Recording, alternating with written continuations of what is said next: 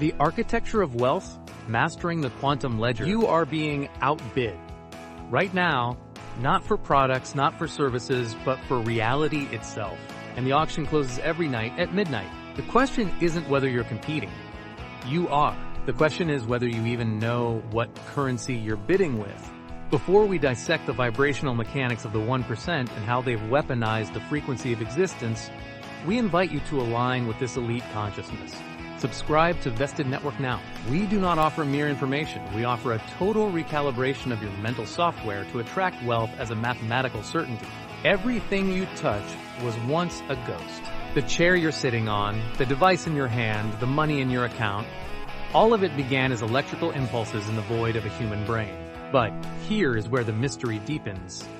Some thoughts crystallize into empires, while most evaporate into the mist of what if. Why? Napoleon Hill spent 2 decades decoding this alchemy. What he discovered wasn't mystical, it was mechanical. Thoughts possess a measurable frequency, and frequency determines manifestation. In the realm of quantum reality, your brain is not a receiver of light, it is a broadcasting tower. Neuroscience calls this neural oscillation. Hill called it vibration. The market calls it sentiment.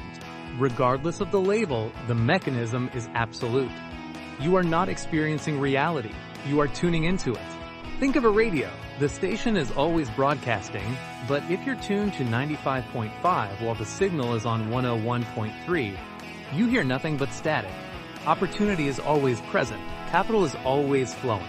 But if your mental frequency is tuned to scarcity, fear, and doubt, you physically cannot perceive the signals that would make you rich. It's not that you're unlucky, it's that you're on the wrong frequency.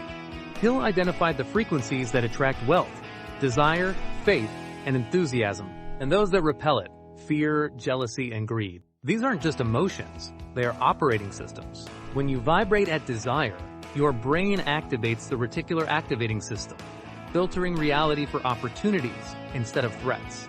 Fear collapses your field of possibility, desire expands it. Now let's discuss the most powerful frequency in the ledger, sexual transmutation. Hill devoted an entire chapter to this, and it nearly got his work banned. Not because it was obscene, but because it revealed the mechanism of genius. Sexual energy is creative energy at its highest voltage.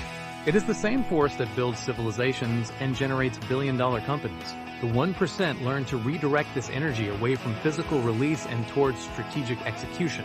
This creates a state of supernatural focus. In this state, you remove all static and interference. You create a clean signal that cuts through market noise and attracts aligned capital like a magnet.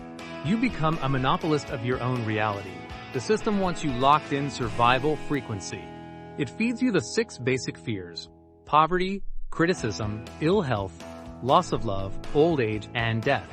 Every single one is a frequency jammer designed to keep you compliant and consuming. But you can change your frequency instantly. Not through affirmations, but through decision. The moment you decide with absolute finality that you will operate at the frequency of wealth regardless of external conditions, the interference stops. Your mind doesn't care what you focus on. It only amplifies the signal you broadcast most consistently. Fear compounds just like wealth. The only difference is the channel you're tuned to. What frequency are you broadcasting right now? Your emotion is your bid in the auction. Most people will hear this and change nothing.